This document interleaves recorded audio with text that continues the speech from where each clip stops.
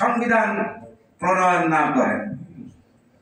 সুতরাং আমাদের দাবি হচ্ছে এদেশের শতকরা 85% 90% মুসলিম উম্মার গণ আকাঙ্ক্ষাকে সামনে রেখে আপনাকে সংবিধান রচনা করতে হবে।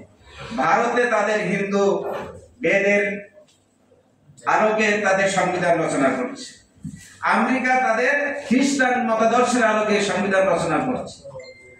তাহলে বাংলাদেশ কেন, শতকরা 90% মুসলমানের এই দেশে কেন মুসলিম আদর্শের ভিত্তিতে সংবিধান রচিত হবে না? আমরা কেন হীনমন্যতায় ভুগি? আর সংবিধান রচনার জন্য, সংস্কারের জন্য যাকে দায়িত্ব দেওয়া হয়েছে ডক্টর আলী রিয়াজ, তিনি তো এই দেশের নাগরিক না, তিনি হচ্ছেন আমেরিকার নাগরিক। তার ভিতরে তো আমেরিকার বৈশিষ্ট্য রয়েছে। তিনি কি এদেশের জন আকাঙ্ক্ষার বৈশিষ্ট্য নিয়ে এদেশের সংবিধান সংস্কার করতে পারবেন? তবে অবশ্যই আমরা এখান থেকে দাবি করব, আপনি ওখানে কেন, যে দেশেরই নাগরিক হন না কেন, আপনি যেহেতু বাংলাদেশের সংবিধান সংস্কারের প্রধান হয়েছেন, আপনাকে অবশ্যই বাংলাদেশের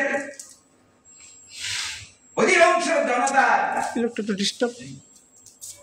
মুসলিম জনতার জন আকাঙ্ক্ষার ভিত্তিতে ইসলামের, তাদের সবার একটি আদর্শ, আমাদের একটি আদর্শ হলো ইসলাম।